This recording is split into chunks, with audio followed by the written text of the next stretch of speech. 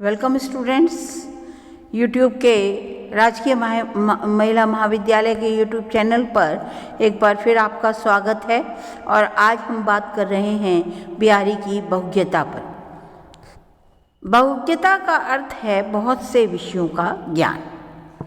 मम्मट ने काव्य के हेतुओं की चर्चा करते हुए लिखा है कि एक तो कविता रचने की शक्ति, दूसरे लोक शास्त्र आदि के अध्ययन से अपनी चतुरता, तीसरे काव्य जानने वालों के द्वारा शिक्षा पाकर अभ्यास करना, ये तीनों बातें काव्य की उत्पत्ति के हेतु हैं। इनमें से प्रथम हेतु शक्ति बताई गई है, जिसका तात्पर्य प्रतिभा से है, जो कि ईश्वर द्वारा प्रदत्त होती है। किंतु कोरी प्रतिभा से ही किसी सुंदर काव्य का निर्माण नहीं होता। इसके लिए कवि को लोक एवं शास्त्र आदि का ज्ञान प्राप्त करना भी आवश्यक माना गया है। इसी आधार पर सुंदर, सरस तथा अधिक सटीक काव्य की रचना वो कर सकता है। इसीलिए किसी भी कवि के पांडित्य बहुलता के लिए लोक एवं शास्त्र का अत्यधिक ज्ञान प्राप्त करना आवश्यक है। अतः बिहारी का अध्ययन करने पर सुगमता की दृष्टि से उनके ज्ञान को दो भागों में बांटा जा सकता है। एक तो लोक संबंधी ज्ञान और दूसरा विविध शास्त्रों का ज्ञान। पहले हम लोक संबंधी ज्ञान की बात करते हैं। लोक संबंधी ज्ञान। बिहारी में अद्भुत प्रतिभा विद्यमान थी, परंतु प्रतिभा की सुव्यवस्थित व सुगठित रूप देने के लिए बिहारी ने लोक को गहराई से अध्ययन किया था।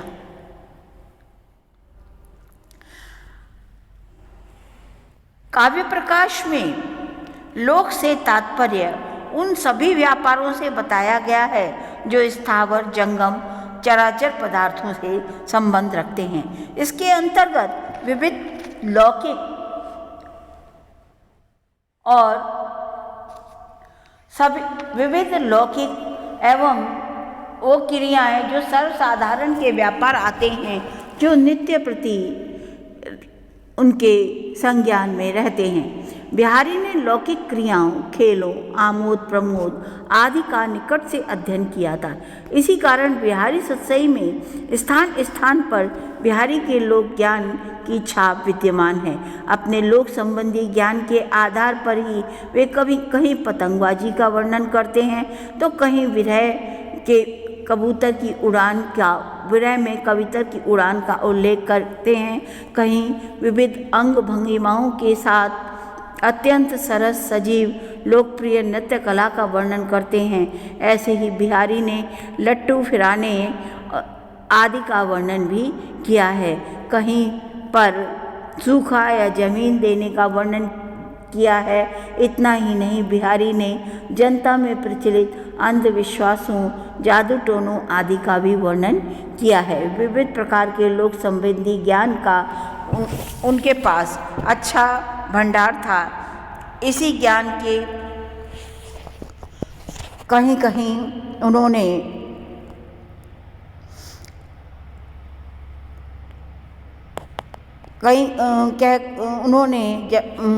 इसीलिए बिहारी कहीं कहीं जादू टोनों का भी उन्होंने वर्णन किया है। इसीलिए कवि बिहारी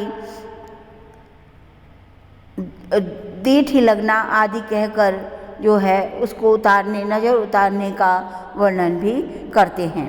कहीं किसी नारी का भेद खोलने के लिए पानी से भयंकर मंत्र द्वारा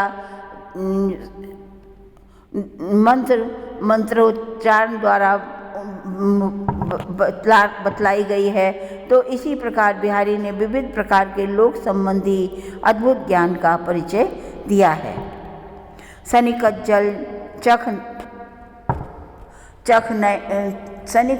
चख झक लगन, उपजो सुदन स्नेहु, क्यों न अपने प्रति हैं भोग वे उही सुदेशु सब दे। इस प्रकार उनके लौकिक ज्ञान का परिचय मिलता है। विविध शास्त्रों का ज्ञान। बिहारी ने विविध शास्त्रों का ज्ञान प्राप्त किया था और इस ज्ञान के विधिवत अध्ययन भी किया था, ऐसा नहीं जान पड़ता, लेकिन ऐसा अवश्य है कि बिहारी को अनेक शास्त्रों का ज्ञान था। अपने दोहों में उन्होंने अनेक शास्त्रों के ज्ञान का परिचय दिया है। सबसे पहले हम बात करते हैं ज्योतिष संबंधी ज्ञान की। ज्योतिष संबंधी उक्तियों को देखकर तो दंग रह जाना पड़ता है, क्योंकि बिहारी ने अपने दोहों में ज्योतिष के जिन गहन अध्ययन की पांडित्य का परिचायक है। नरपति जय चर्चा नामक ज्योतिष ग्रंथ में उल्लेख मिला है कि जब चंद्रमा मंडल बृहस्पति ग्रह किसी एक नाड़ी पर स्थित होते हैं तब संसार में यामिनी दृष्टि होती है, जिससे सारी भूमि जलमग्न हो जाती है। ऐसे ही बालक संग्रह के अंतर्गत राजभोग प्रकरण में ज्योतिष का ये सिद्धांत मिलता है। यदि किसी बालक के जन्म में तुला धनु मीन लग्न होते हैं और ग्रह भी जन्म राशि में हो तो व्यक्ति राजा होता है। ऐसी ज्योतिष शास्त्र के अनुसार सूर्यपथ के 12 भाग माने जाते हैं और प्रत्येक भाग को राशि कहते हैं। तब उसे दोनों राशियों की संधि रेखा करनी पड़ती है। इसी संधि रेखा को वार करने को संक्रमण कहते हैं या संक्रांत कहते हैं। बिहारी ने इसी संक्रांत के पुण्यकाल का उल्लेख करते हुए इस दोहे में लिखा है कि इस स्त्री का रूप विधि में इस प्रकार युवा किशोर दोनों अवस्थाएं संक्रांति काल के पुण्यकाल के तुल्य हैं और ये वह संधि रूपी संक्रांति काल किसी भी व्यक्ति को बड़े पुण्य से ही प्राप्त होता है।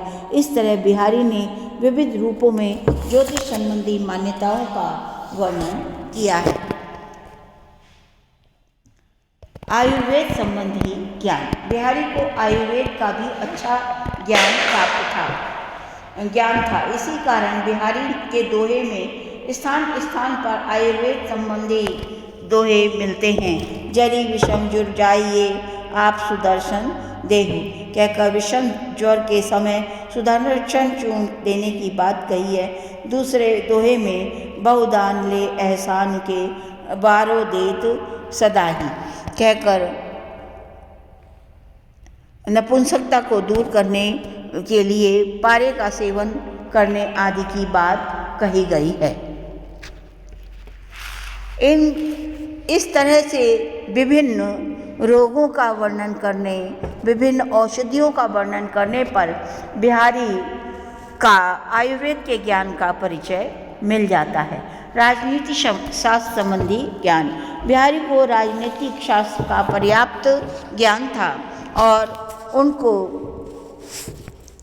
राजनीति में से संबंधित कितनी गूढ़ ज्ञान था उनके दोहों से प्रचलित हो जाता है। जैसे एक दोहे में बिहारी ने दूत विद्या कौशल को प्रदर्शित करते हुए हरावल का उपयोग किया है। हरावल सेना का वह भाग होता है जो मुख्य सेना की सुरक्षा के लिए आगे आगे भेजा जाता है, जिसकी उड़ान लेकर मुख्य सेना शत्रु पर आक्रमण करती है। हलों की फौज ज्यों परे गोस पर भीड़ कहकर उन्होंने इस सेना का वर्णन किया है। राजधन प्रकरण में प्रायः राजा के 7 अंग बताए गए हैं, जो स्वामी, मंत्री, कोष, मित्र, दुर्ग, राष्ट्र व बल कहलाते हैं। बिहारी ने नायिका के विभिन्न अंगों की चर्चा करते हुए राजा के उक्त अंगों का वर्णन किया है। इस तरह से उनको राजनीति का भी अच्छा ज्ञान था। गणित संबंधी ज्ञान। बिहारी को गणित शास्त्र का बहुत अच्छा ज्ञान था। प्रायः ये कहा जा सकता है कि गणित में शून्य या बिंदी का बड़ा महत्व है, किंतु वह अपना 10 गुना प्रभाव रखती है। बिहारी ने इसी शून्य को बिंदी को आधार बनाकर लिखा है कि सभी लोग तो यूँ कहते हैं कि बिंदी देने पर अंक 10 गुना मूल्य का हो जाता है, परंतु इस नारी के ललाट पर बिंदी लगा देने से उसकी कांति अगणित गुना बढ़ जाती है। इसी तरह से अन्य उदाहरण भी उनके इस ज्ञान का परिचय मिलता है। कैद सने बेंदी दिए, आँख 10 गुनो होत, तिय ललाट बेंदी दिए, अगणित बढ़त उदोत कहकर उन्होंने अपने इस गान का परिचय दिया है।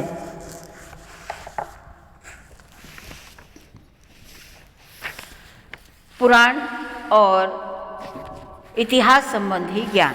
बिहारी ने अपने दोहों में पुराणों और इतिहास संबंधी ज्ञान का भी परिचय दिया है। इसी कारण बिहारी ने कहा है, सियो सो धति तिये तनीश कहकर सीता की अग्नि परीक्षा संबंधी घटना की ओर संकेत किया है। पतिवा मान क्यों तो सुनी कहकर वामन द्वारा राजा बलि को छलने की ओर संकेत किया है। आली बादल विरह जो पांचाली चीर कहकर द्रौपदी के चीरहरण की बात की है। उधर आधारण के परे त्यों हरि गाय गोपाल कहकर कृष्ण द्वारा आधन असुर का वध करने की बात कही है। इसी प्रकार विभिन्न पौराणिक एवं ऐतिहासिकता के प्रसंगों का उल्लेख किया मिलने के कारण ये ज्ञात हो जाता है कि बिहारी को इतिहास और पुराणों का बहुत अच्छा ज्ञान था। बिहारी ने नीति संबंधी ज्ञान भी बहुत अच्छा प्रकट किया है। नीति संबंधी दोहे देखकर दांतों तले उंगली दबाई जा सकती है। उनके नीति संबंधी दोहों में बहुत सारी ऐसी चीज़ें हैं जिसे को देखकर उनके नीति शास्त्र संबंधी ज्ञान का पता चलता है। दूसरे दुराज प्रजान को क्यों न बड़े दुख दंड, अधिक अंधेरो जग करत निशिमावस रविचंद, कि जब जो है इसी प्रकार नीच प्रवृत्ति के मानवों के अपरिवर्तनशील स्वभाव का वर्णन करते हुए वह कहते हैं कि कोई करे तेख हुई पैर न पकड़त नीच, नलबल जल ऊंचो चढ़े अंत नीच को नीच। इसी प्रकार वो कहते हैं, बसे बुराई जासु तन ताही को सम्मान, भले भले कह छाड़ियो खोटे ग्रह जपदान। इस तरह से बिहारी के नीति संबंधी ज्ञान का भी परिचय हमें उनके काव्य से मिल जाता है। मैं समझो उन्होंने भक्ति संबंधी वैराग्य का ज्ञान भी दिया है। मैं समझो निराधार ये जग कांचो कांच सो कहकर संसार की मिथ्या तत्व का प्रतिपादन किया है। एक रूप अपार प्रतिबिंबित लखलत जहाँ ईश्वर की सब व्यापकता का वर्णन करते हैं। चाहत प्रिय अद्वैत तथा कानन सेवत नैन कहकर अद्वैतवाद के सिद्धांत का प्रतिपादन करते हुए दर्शन शास्त्र का परिचय देते हैं। भरत भरत संपत्ति सलील मन सरोज बढ़ी जात आदि कहकर मनोविज्ञान संबंधी ज्ञान के बारे में अच्छा संकेत मिलता है। इतना ही नहीं, श्रृंगार संबंधी वर्णनों के विविध रति क्रियाओं एवं नक्श आदि का वर्णन करके काम शास्त्र के ज्ञान का अच्छा परिचय उन्होंने दिया है। विविध नायिका भेदों के द्वारा भी इन्होंने इसका परिचय दिया है। इसी कारण कहा जा सकता है कि बिहारी का काव्य केवल काव्यशास्त्र का नहीं बल्कि वो काफ़ी विषयों का ज्ञान रखते थे, जैसे काव्यशास्त्र, ज्योतिष शास्त्र, राजनीति विज्ञान, मनोविज्ञान आदि शास्त्रों के भी ज्ञाता थे। इसी कारण बिहारी सतसई श्रृंगार रस के साथ साथ अनेक संवादों से भरी हुई है। सो थैंक यू स्टूडेंट्स, हमारा आज का ये टॉपिक यहीं पे ख़त्म होता है।